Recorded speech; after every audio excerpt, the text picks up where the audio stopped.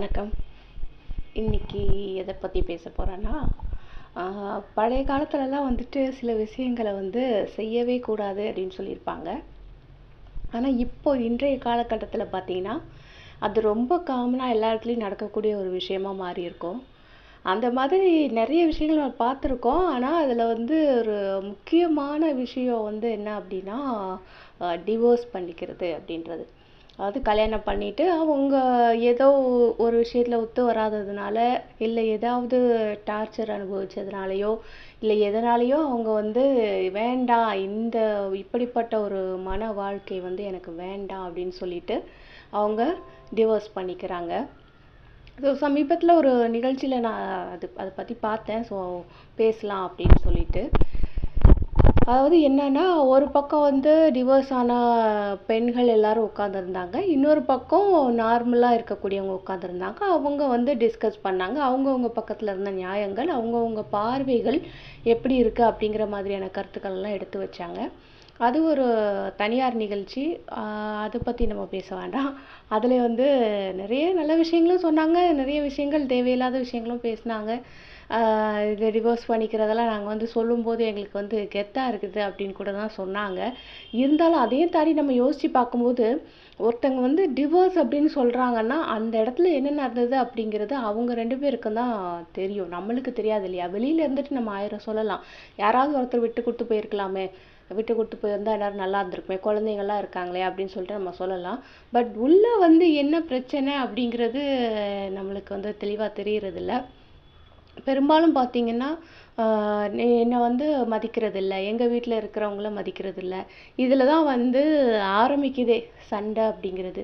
அதாவது கல்யாணம் பண்ணிட்டு வந்துட்டா யாராவது ஒருத்தர் ஏதாவது ஒரு தரப்பு வந்து குறைவாக தான் மதிப்பிட்டு கல்யாணம் பண்ணுறாங்க. 2 பேருமே சமம் அப்படின்னு சொல்லிலாம் கல்யாணம் பண்ணி எங்கேயுமே இதாகிறது. எல்லா வீட்லேயுமே யாராவது ஒருத்தர் குரல், கணவன் குரலோ இல்லை மனைவி குரலோ ஓங்கி இருக்கும். யாராவது ஒருத்தர் அடங்கி போய் தான் ஆகணும். அப்படி இருக்கிற வாழ்க்கை தான் வந்து ரொம்ப தூரம் பயணமாயிட்டு போயிட்டுருக்கோம்.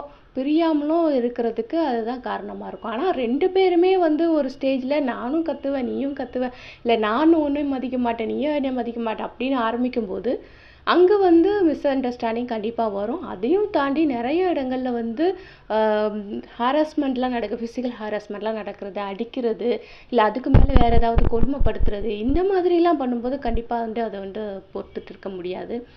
ஒருவேளை தாங்கவே முடியாமல் ஏதோ ஒரு கொடுமை நடக்குது அப்படின்னா அந்த இடத்துல வந்து கண்டிப்பாக வெளியில் வர்றது தான் நல்லது. அது ஆணாக இருந்தாலும் சரி, பெண்ணாக இருந்தாலும் சரி, வெளியில் வந்துடுறது தான் நல்ல விஷயம். இன்னொன்று வந்துட்டு நம்மளால் அவங்களுக்கு வந்து கஷ்டமாக இருக்குது, நம்மளோட வாழ்கிறதுக்கு அவங்களுக்கு பிடிக்கல அப்படின்னு சொல்கிற பட்சத்தில் அப்போது வந்து நம்மளே வந்து விட்டு கொடுத்துடலாமே அப்படின்னு சொல்லிட்டு வெளியில் வரவங்களும் இருக்காங்க. இன்னும் நிறைய பேர் என்ன பண்ணுறாங்கன்னா, கல்யாணம் அந்த டிவோர்ஸ் ஆகிற நேரத்தில் இருந்த அந்த ஒரு ஃபோர்ஸ், அதாவது டிவோர்ஸ் பண்ணியே ஆகணும், இவரோட என்னால் வாழ முடியாது, இவங்களோட என்னால் வாழ முடியாது அப்படின்னு சொல்லிட்டு சொன்னவங்க நிறைய பேர் டிவோர்ஸ் ஆனதுக்கப்புறம் ஒரு 4-5 வருஷம் கழித்து யோசிக்கிறாங்க, சார் நம்ம பண்ணாமல் இருந்திருக்கலாமோ அப்படின்னு யோசிக்கிறவங்க தான் அதிகமாக இருக்காங்க. இன்னும் சில பேரை பார்த்தீங்கன்னா டிவோர்ஸ் பண்ணிவிட்டு இன்னொருத்தவங்களை போய் கல்யாணம் பண்ணிவிட்டு இதுக்கு அதுவே பெட்டராக இருக்கே அப்படின்னு அந்த மாதிரி ஃபீல் பண்ணுறவங்கெல்லாம் இருக்காங்க. ஸோ டிவோர்ஸ் பண்ணுறீங்க அப்படின்னா கொஞ்சம் யோசிச்சு பண்ணுங்கள். ஆனால் எல்லா விஷயத்துலையுமே பார்த்தீங்கன்னா இப்போல்லாம் வந்து லிவிங் டுகெதர் அது இதுன்னுலாம் சொல்ல ஆரம்பிச்சிட்டாங்க. இதெல்லாம் எங்கே கொண்டு முடிய போதோ தெரியல. ஸோ எல்லாத்துலேயுமே பார்த்தீங்கன்னா பேர்டன் வந்து யாருக்கு அதிகமாக இருக்குன்னா பெண்களுக்கு தான் அதிகமாக இருக்குது. அது ஒரு டிவோர்ஸ் விஷயமா இருக்கட்டும், இல்லை இந்த லிவிங் டுகெதர் அப்படின்னு ஒரு கலாச்சாரம் கொண்டு வராங்க இல்லையா, ஸோ அந்த விஷயமா இருக்கட்டும், எல்லா விஷயத்துலையுமே வந்து பார்த்திங்கன்னா இந்த குழந்தைங்க அப்படின்னு வந்ததுக்கப்புறம் அவங்கள பார்த்துக்கக்கூடிய முழு பொறுப்புமே வந்துட்டு அந்த பெண்ணுக்குரியதாக தான் கருதப்படுது. அவங்களையுமே அப்படி தான் எடுத்துக்கிறாங்க. இந்த பெண்களில் பெரும்பாலானவங்க குழந்தைங்கள விட்டு கொடுக்குறதே இல்லை, நாங்களே பார்த்துக்குறோம், நாங்களே செஞ்சுக்கிறோம் அப்படின்னு சொல்லிட்டு பேர்டன் அவங்க மேலேயே போட்டுக்கிறாங்க. அது ஒரு சைடு. ஃபேமிலி சப்போர்ட் இருந்தால் ஓகே, வெல் அண்ட் குட், அவங்க மேனேஜ் பண்ண முடியும். நிறைய பேருக்கு வந்து ஃபேமிலி சப்போர்ட்டே இருக்க மாட்டேங்குது. அப்போ குழந்தைங்களையும் வச்சுக்கிட்டு வேலைக்கும் போயிட்டு சம்பாதிச்சுட்டு அவங்களையும் பார்த்துக்கிட்டு வீட்டையும் பார்த்துக்கிட்டு அவங்க வந்து சிலர்லாம் வந்து படுற கஷ்டத்தை வந்து வெளியில் சொல்ல முடியாது, அந்த அளவுக்கு இருக்கும். இதுக்கு வந்து நம்ம டிவோர்ஸ் பண்ணாமலே இருந்திருக்கலாமே அப்படின்னு தோணும். அண்ட் அந்த நிகழ்ச்சியிலையும் வந்து சிலர் சொல்லியிருப்பாங்க, நான் வந்து ஃபேமிலி சப்போர்ட் இருக்கும்னு நினச்சி டிவோர்ஸ் பண்ணேன், டிவோர்ஸ் பண்ணதுக்கப்புறம் ஃபேமிலி சப்போர்ட் இல்லை அப்படின்னா கண்டிப்பா இருக்காது. நான் கணவன், மனைவி அப்படின்னு சொல்லிட்டு ஒரு உறவு இருக்கு அப்படின்னா, அது என்ன ஆனாலும் 2 பேரும் முட்டிக்கிட்டோ, மோதிக்கிட்டோ அது வந்து உருண்டு போய்க்கிட்டே இருக்கும். அந்த ஒரு வண்டி ஓடுற மாரி தான். 2 வீல் வச்சு வண்டி ஓடுற மாரி தான். எப்படி இருந்தாலும் சரி, ஏதாவது ஒண்ணு பழுதாகி போயிட்டா கூட அத வந்து சரி பண்ணிட்டு நம்ம வந்து ஓடிக்கிட்டே இருக்க வேண்டியது தான். அப்போ வந்து 2 வீலும் அதே வண்டியில இருக்கும். கடைசி வரைக்கும் இருக்கும் அப்படின்னா ஓடிக்கிட்டே இருக்கும். ஏதோ ஒரு விதத்துல ஓடிக்கிட்டே இருக்கும். அவ்வளோதான். இது வந்து இல்ல வேண்டாம் நான் கலண்டுக்கிறேன் நீ கலண்டுக்கிறேன்னா வண்டி அங்கேயே தான் நிற்கும். வண்டி வந்து என்னது நம்மளுடைய குடும்பம் தான் வண்டி. அப்போ வண்டி அங்கேயே நிறுத்திட்டு இவங்க தனியாக போயிடுறாங்க அங்கே தனியாக போயிடுறாங்க. சிங்கிள் பேரண்ட் அப்படிங்கிறதெல்லாம் இப்போ வந்து ரொம்ப காமனாக இருக்குது. பார்த்தோன்னா இன்ட்ரோடியூஸ் பண்ணும்போதே அவங்க வந்து சொல்லி நான் வந்து சிங்கிள் பேரண்ட் என்னுடைய குழந்தைய வந்து நான் தனியாக வளர்த்துட்ருக்கேன் அப்படின்றத அவங்க சொல்கிறாங்க. அது வந்து அவங்க சொல்கிறதுக்கு அவங்களுக்கு வேதனையாக இருக்கா என்னன்னு தெரில. கேட்குறதுக்கு நம்மளுக்கு ரொம்ப வேதனையாக இருக்குது. அந்த குழந்தையோட நிலைமையை யோசித்து பார்க்கும்போது இன்னும் ரொம்ப வேதனையாக இருக்குது. யார் வந்து இதில் தவறு செஞ்சாங்க அப்படின்னு நம்ம காமனாக சொல்லவே முடியாது. ஒரு கேஸ்லேயும் பார்த்தீங்கன்னா வித்தியாசமாக இருக்கும். சில கேஸில் வந்து பெண்கள் மேலே தப்பு இருக்கும், சில கேஸில் வந்து ஆண்கள் மேலே தப்பு இருக்கும், சில கேஸில் வந்து பார்த்தீங்கன்னா 2 பேர் மேலேயுமே தப்பு இருக்காது. சுற்றி இருக்கிறவங்க தான் வந்து ஏற்றி விட்டு டிவோர்ஸ் பண்ண வச்சுருப்பாங்க. ஸோ இந்த மாதிரி நிறைய விஷயங்கள் இருக்கும். ஸோ ஒரு முடிவு எடுக்கிறோம், நம்ம வாழ்க்கையை பற்றி ஒரு முக்கியமான ஒரு முடிவு எடுக்கிறோன்னா கொஞ்சம் யோசித்து எடுக்கலாம். சரி வேண்டான்னு தோணிடுச்சா, டிவோர்ஸ் பண்ணணும்னு தோணிடுச்சா, பிரிஞ்சிருப்போம். மியூச்சுவலாக 2 பேரும் பேசி ஓகே ஒரு 2 வருஷம் 3 வருஷம் பிரிஞ்சு இருந்து பார்க்கலாம்.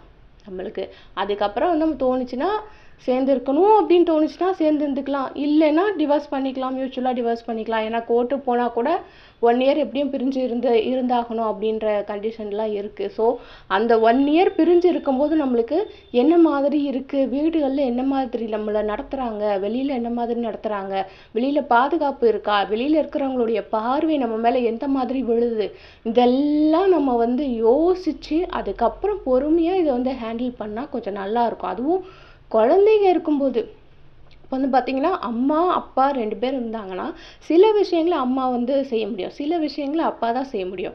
அப்போ இந்த 2 பேரும் இருக்கும் பொழுது அது ஒரு நார்மல் ஃபேமிலி மாதிரி போயிட்டு இருக்கு. இப்போ நம்மளுக்கு தோணும், நம்மளுக்கு வந்து லைஃப் வந்து எனக்கு இவங்க கூட என்னால் வாழ முடியாது, என்னுடைய வாழ்க்கை துணையாக இவங்களை நான் ஏற்றுக்க முடியாது, இதுக்கு மேலே இவங்களோட என்னால் இருக்கவே முடியாது அப்படின்னு நம்ம முடிவு பண்ணிடுறோம்.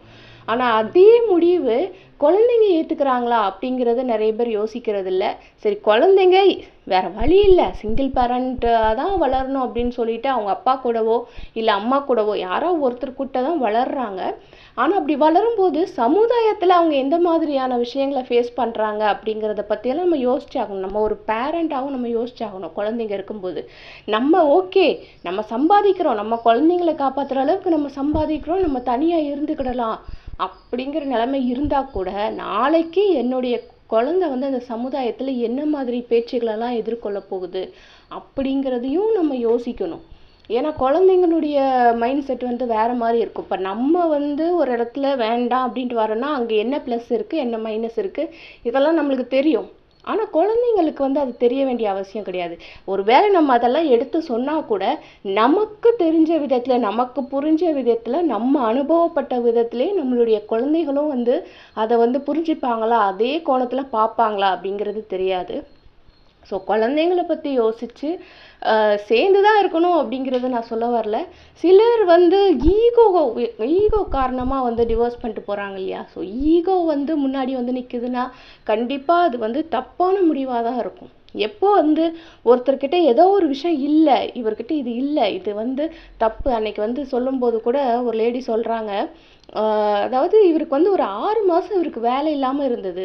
அந்த 6 மாதம் வேலை இல்லாமல் இருக்கும்போது நான் வந்து டிவோர்ஸ் பண்ணிக்கலான்னு எங்கள் வீட்டில் வந்து சொன்னதுனால எங்கள் வீட்டில் இருக்கிறவங்க பேச்சை கேட்டு நான் வந்து டிவோர்ஸ் பண்ணிட்டேன்.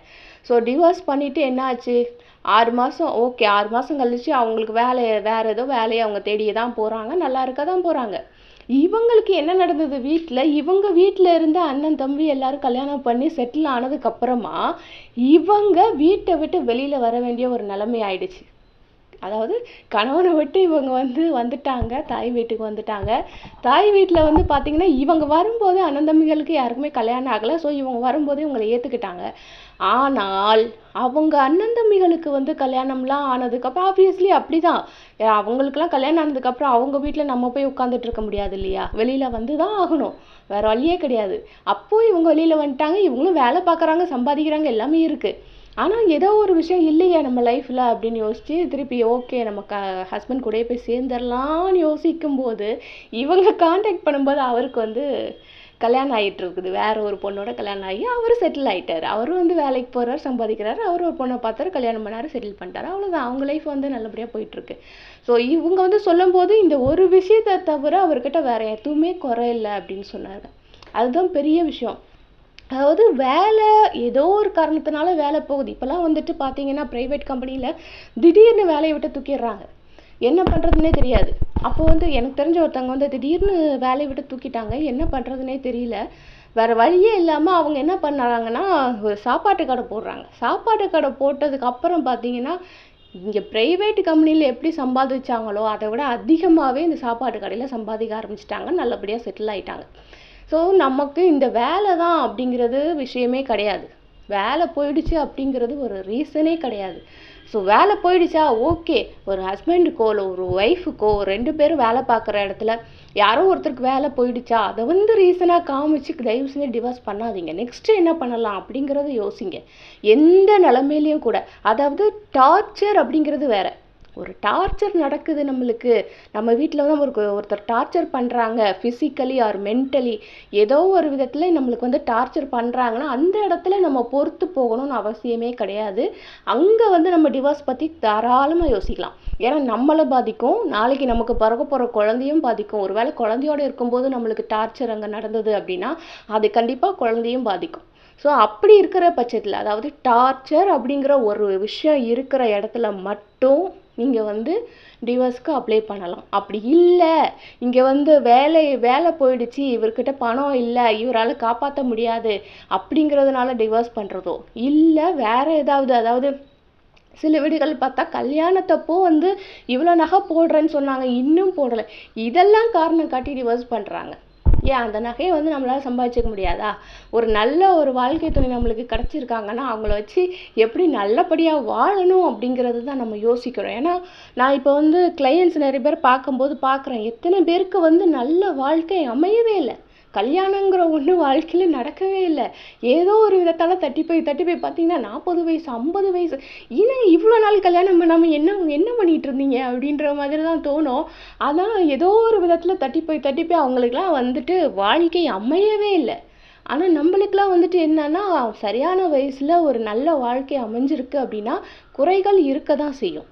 புதுசாக ஒரு உறவுகள் உருவாகுது அப்படின்னா சைக்காலஜியில் சொல்கிறாங்க, ரிசர்ச் பண்ணி அதோடைய முடிவாக ஒரு விஷயம் சொல்கிறாங்க. புதுசாக ஒரு உறவு நம்ம உருவாக்குறோம்னா அது கணவன் மனைவி உருவாகட்டும், இல்லை ஒரு பொண்ணு புகுந்த வீட்டுக்கு போய் அங்கே இருக்கக்கூடிய மாமனார் மாமியார், அங்கே இருக்கக்கூடிய உறவுகள், இவங்களுக்குள்ள உருவாகக்கூடிய உறவாக இருக்கட்டும், இல்லை இந்த மாப்பிள்ளைக்கும் நம்மளுடைய பெண்களுடைய வீட்டில் இருக்கக்கூடிய உறவுகள் ஆகட்டும், இதெல்லாம் புதுசாக நம்ம கிரியேட் பண்ணுறோம். இப்படி புதுசாக கிரியேட் பண்ணுற இந்த உறவுகள் ஒழுங்காக ப்ராப்பராக செயல்பட ஆரம்பிக்கிறதுக்கே 10 வருஷம் ஆகுமா, மினிமம் 10 வருஷம். 10 வருஷம் ஆனால் தான் ஒரு உறவு அப்படிங்கிறது அங்கே தான் ஆரம்பிக்கும் அப்படின்னு சொல்கிறாங்க சைக்காலஜியில். அப்போது நீங்கள் கல்யாணம் பண்ணீங்க, உடனே 1 வருஷம் 2 வருஷம் ஒத்து வரல, நாங்கள் டிவோர்ஸ் பண்ணுறோம் அப்படின்னு சொன்னால் கண்டிப்பாக அங்கே ஒரு வேளை டார்ச்சராக இருந்ததுன்னா அது வேறு விஷயம், அது கண்டிப்பாக டிவோர்ஸ் பண்ணி தான் ஆகணும். ஸோ டார்ச்சர் இல்லை ஆனாலும் எங்களுக்குள்ளே ஒத்து வரல அப்படின்னா கண்டிப்பாக 2 பேரில் யாரோ ஒருத்தருக்கு ஈகோ ப்ராப்ளமோ இல்லை மணி ப்ராப்ளமோ இருக்குதுன்னு அர்த்தம். ஸோ இந்த மாதிரி விஷயங்கள்லாம் இருக்கும்போது நம்ம அடுத்து என்ன பண்ணலாம்? ஒருவேளை மணி ப்ராப்ளமாக இருந்தால் அதை சால்வ் பண்ணுறதுக்கு இங்கே நிறைய விஷயங்கள் இருக்குது. நான் சொன்னேன் இல்லையா, ஒருத்தங்க அவங்க ப்ரைவேட் ஜாப்பை விட்டுட்டு சாதாரணமாக ஒரு சாப்பாட்டு கடை தான், அது பெரிய ஹோட்டல்லாம் நான் சொல்ல மாட்டேன், சாதாரணமாக ஒரு சின்ன அந்த பார்சல் இதில் கொடுப்பாங்க இல்லையா, அந்த தக்காளி சாதம், எலுமிச்சை சாதம் அந்த மாதிரி கொடுப்பாங்க இல்லையா? ஸோ அந்த மாதிரி தான் ஆரம்பித்தாங்க. அப்புறம் போக போக அவங்களுக்கு டெவலப் ஆயிடுச்சு. இப்போ வந்து டின்னர் வந்து ஒரு சப்பாத்தியோ இல்லை குருமாவோ வச்சு கொடுத்தா அவங்களுக்கு நல்லா சேல்ஸ் ஆகுது. ஸோ இடையில வந்துட்டு ஒரு சாட் ஐட்டம் அந்த மாதிரி ஒரு 2-3 ஐட்டம் போட்டாங்கன்னா அதுவும் சேல்ஸ். எது நல்லா சேல்ஸ் ஆகுதோ அதை எடுத்து அவங்க சேல்ஸ் பண்ண ஆரம்பித்தாங்க. ஸோ நல்லபடியாக போச்சுது. தள்ளு வண்டியில் தான் ஆரம்பித்தாங்க. இன்றைக்கி வந்து ஒரு கடை போட்டு நல்லபடியாக போயிட்டுருக்கு. ஸோ அந்த மாதிரி தான் நம்மளுக்கு ஒன்றுமே இல்லை அப்படின்னா, நம்மளுடைய சிவாஜி திரைப்படத்தில் வந்து தலைவர் வந்து இது பண்ணியிருப்பாங்க, ஒன்றுமே இருக்காது, ஜீரோ, ஒரு பைசா கூட கையில் இல்லை, பெரிய பணக்காரனாக இருந்திருப்பாரு, ஜீரோவாக இருப்பார். அந்த நேரத்தில் வந்து வெளில வந்து ஒரு ரூபாய் கையில் வச்சுட்டு நீ வந்து பிச்சை எடுத்து பழிச்சிக்கோ அப்படின்னு சொல்லிட்டு போவான். அப்போ கூட வந்து அங்கே என்ன முடிவு எடுக்கணுங்கிறத அந்த படத்தில் தெளிவாக சொல்லியிருப்பாங்க. அந்த காயின் எடுத்து நான் வந்து 2 வழி நான் சூஸ் பண்ணுறேன், இந்த 2 வழியில் நான் எந்த வழியில் போகணும் அப்படிங்கிறத டாஸ் போட்டு பார்க்குறேன், அவ்வளோதான். இந்த 2 வழியில் எதுன்றதை தான் டாஸ் போட்டு பார்க்குறேன். ஆனால் நான் வந்து எதையுமே ஆரம்பிக்காமல் இருக்க மாட்டேன். எப்போவுமே ரீஸ்டார்ட் அப்படிங்கிறத வந்து மைண்டில் வச்சுக்கிட்டே இருக்கணும்.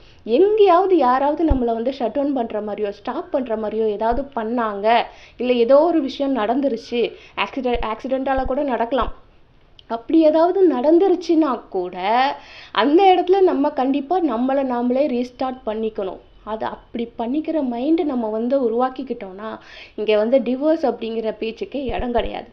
டார்ச்சர் அப்படிங்கிற ஒரு விஷயம் இல்லாத பட்சத்தில் ஈகோவோ இல்லை மணி ப்ராப்ளமோ ஒரு டிவோர்ஸ்க்கு காரணமாக இருக்குது அப்படின்னா அது கண்டிப்பாக தப்பான ஒரு முடிவு அப்படின்னு தான் நான் சொல்லுவேன். ஏன்னா வந்துட்டு நிறைய பேர் கேள்விப்படுறோம், சிலர் கடன் வாங்கிட்டாங்க, அது வந்து அவங்களால கட்ட முடியல, அதனால டிவோர்ஸ் பண்ணுறேன் அப்படின்லாம் சொல்கிறாங்க. இது வந்து கடன் வந்து எப்படி வாங்கியிருப்பாங்க, அவங்களுக்கு மட்டுமே வாங்கியிருப்பாங்க கிடையாது, குடும்பத்துக்காக தான் வாங்கியிருப்பாங்க.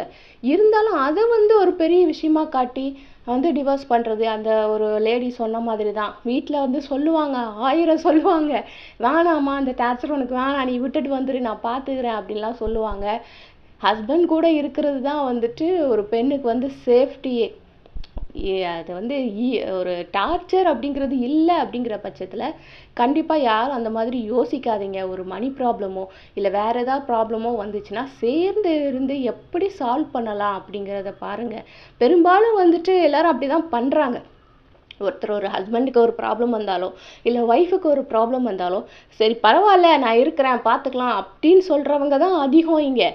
ஆனால் அதையும் தாண்டி வந்துட்டு சிலருக்கு வந்து இந்த ஈகோ அப்படிங்கிறது எங்கேருந்து வருதுன்னு தெரியல. கணவன் மனைவி உறவில் வந்து அது கணவனாக இருக்கட்டும் மனைவியாக இருக்கட்டும், ஈகோ அப்படிங்கிறது கண்டிப்பாக இருக்கவே கூடாது. அப்படி ஈகோ அப்படிங்கிறது உள்ளே வந்துருச்சுன்னா உள்ளே வந்து வேறு எதுவுமே இருக்கக்கூடாது. அது ஈகோ அப்படிங்கிறது உள்ளே வந்தால் உள்ளே வேறு எதுவுமே இருக்க விடாது, எல்லாத்தையும் அடித்து துரத்திடும். நம்ம லைஃப்லேயும் யாரையும் இருக்க விடாது, எல்லாத்தையும் அடித்து துரத்திடும். ஸோ ஈகோ அப்படிங்கிறது கண்டிப்பாக வேண்டாம். ஸோ நீங்கள் வந்து ஒரு வேளை டிவோர்ஸ் பண்ணணும் அப்படின்னு முடிவு பண்ணிங்கன்னா உட்காந்து யோசிங்க, கண்டிப்பாக நம்மளுக்கு தேவை தானா, இல்லை டிவோர்ஸ் பண்ணதுக்கப்புறம் நம்ம லைஃபு சேஞ்ச் ஆகுமா, இப்போ இருக்கிறத விட பெட்டர் லைஃபுக்கு நம்ம போகலாமா அப்படின்னு யோசிங்க. இல்லை வேறு யாராவது கல்யாணம் பண்ணுறதுக்காக டிவோர்ஸ் பண்ணிங்கன்னா கண்டிப்பாக அது தப்பான விஷயம், அதை பண்ணாதீங்க. ஸோ நிறைய பேர் பண்ணுறாங்க, ஏன்னா வந்துட்டு கல்யாண வாழ்க்கையில் இருக்கும்போது இன்னொருத்தரை வந்து அவங்களுக்கு பிடிச்சி போயிடுது, ஸோ இவங்கள விட்டுட்டு அவங்ககிட்ட போயிடுறாங்க. அப்படி போகிறவங்கள கண்டிப்பாக நம்பாதீங்க. ஏன்னா வந்து ஒருத்தரை விட்டுட்டு இன்னொருத்தங்க கிட்ட போகிறவங்க அவங்களையும் விட்டுட்டு இன்னொருத்தங்க கிட்ட போவாங்க. ஸோ அவங்க வந்து ஒரு இடத்துல திருப்தியாக இருக்கவே மாட்டாங்க. ஸோ அந்த மாதிரி பர்சன்ஸ் ஒரு வேளை உங்கள் லைஃப்பில் வந்தால் கண்டிப்பாக ஏற்றுக்காதீங்க. உங்கள் லைஃப்லேருந்து ஒரு வேளை அந்த மாதிரி பர்சன் வெளியில் போயிட்டா திருப்பி கூப்பிடாதீங்க. இது வந்து ஆணுக்கும் சரி பெண்ணுக்கும் சரி இதே அட்வைஸ் தான். ஏன்னா வந்து பெண்கள் தான் அதிகமாக பாதிக்கப்படுறாங்கன்னு நான் சொன்னேன், ஆனால் கூட ஆண்கள் கூட நிறைய பேர் வந்து இதனால் பாதிக்கப்படுறாங்க. சில பெண்கள் வந்து எடுக்கிற தவறான முடிவுனால ஆண்களும் அதிகமாக பாதிக்கப்பட்டிருக்காங்க இந்த டிவோர்ஸ் அப்படிங்கிற விஷயத்தினால. ஸோ ஆணாக இருந்தாலும் சரி பெண்ணாக இருந்தாலும் சரி, உங்களை வேண்டாம் அப்படின்னு சொல்லிட்டு போயிட்டாங்கன்னா அவங்கள திருப்பி உள்ளே கொண்டு வரணும்னு முயற்சி பண்ணாதீங்க. போனாங்கன்னா போட்டோம் விட்டுருங்க, நீங்கள் பெட்டர் லைஃப் வாழ்ந்து காமிங்க. இப்படிப்பட்ட ஒருத்தரை நம்ம மிஸ் பண்ணிட்டோமே அப்படின்னு அவங்க ஃபீல் பண்ணுற அளவுக்கு நீங்கள் வாழ்ந்து காமிங்க. டிவோர்ஸ் அப்படிங்கிறது வந்து அப்படி தான் நம்ம வந்து பழி வாங்க முடியும், வேறு எப்படியுமே பழி வாங்க முடியாது. ஏன்னா கண் கூட நான் பார்க்குறேன் சிலர்லாம், அதாவது சின்ன நிலைமையில் இருக்கும்போது டிவோர்ஸ் பண்ணிட்டு போயிட்டாங்க, அதுக்கப்புறம் பார்த்தா இவங்க வந்து பெரிய நிலைமைக்கு வந்துடுறாங்க, அவங்களுக்கு அமைஞ்ச லைஃப் வந்து வேறு மாதிரி இருக்குது. ஸோ இதுக்கு வந்து நம்ம சேர்ந்தே இருந்திருக்கலாமோ, சேர்ந்தே இந்த பிஸ்னஸை பண்ணியிருக்கலாமோ அப்படின்னு எல்லாம் யோசிக்கிறவங்களெல்லாம் நான் பார்க்குறேன். ஸோ யோசிங்க, டிவோர்ஸ் அப்படிங்கிறது டார்ச்சருக்கு மட்டும்தான் ஒரு சொல்யூஷனாக இருக்க முடியும். மற்றபடி மணி ப்ராப்ளமோ ஈகோ ப்ராப்ளமோ இல்லை வேறு ஏதாவது உள்ளே இருக்கிறவங்க மற்ற ரிலேஷன்ஸ் இருக்கிறாங்களே அவங்களுக்குள்ளே உள்ள ப்ராப்ளமோ அதை நீங்கள் கணவன் மனைவிக்குள்ளே எடுத்துகிட்டு வராதீங்க. ஒருவேளை வந்தால் கூட உட்காந்து பேசி சரி பண்ண பாருங்கள். 2 பேருமே ஒன்று தான் அப்படின்னு நினச்சிட்டிங்கன்னா அந்த இடத்துல சண்டையே வராது. நீ வேற நான் வேற அப்படின்னு நினைக்கும் போது தான் அந்த இடத்துல சண்டை வரும். ஸோ டிவோர்ஸ் பண்ணுறதுக்கு முன்னாடி யோசிங்க. ஒரு வேளை டிவோர்ஸ் பண்ணது தப்புன்னு யோசிச்சிங்கன்னா கண்டிப்பாக உடனே போயிட்டு சாரி கேட்டு சேர்ந்துருங்க. அது தப்பே கிடையாது. டிவோர்ஸ் பண்ணிட்டோம் பரவாயில்ல, சாரி கேட்டு சேர்றதால தப்பே கிடையாது. ஸோ சாரி கேட்டு சேர்ந்துருங்க. கொஞ்சம் யோசித்து முடிவெடுங்க. குழந்தைங்களை பற்றி யோசிங்க, குடும்பத்தை பற்றி யோசிங்க, உங்களை பற்றியும் யோசிங்க, இந்த சமுதாயத்தை பற்றியும் யோசிங்க. சரியா? ஓகே. ஸோ நான் வழக்கமாக சொல்கிற மாதிரி தான் இந்த வீடியோவை லைக் பண்ணிடுங்க. இந்த வீடியோக்கு நீங்கள் ஏதாவது சொல்லணும்னு நினச்சிங்கன்னா கமெண்ட் பண்ணுங்கள். வீடியோ நல்லா இருந்துச்சுன்னா உங்கள் ஃப்ரெண்ட்ஸ் கூட ஷேர் பண்ணுங்கள். அண்ட் நம்மளுடைய வெட்டி பேச்சு சேனலை சப்ஸ்கிரைப் பண்ணிடுங்க. அடுத்த வீடியோவில் உங்களை சந்திக்கும் வரை பாய்.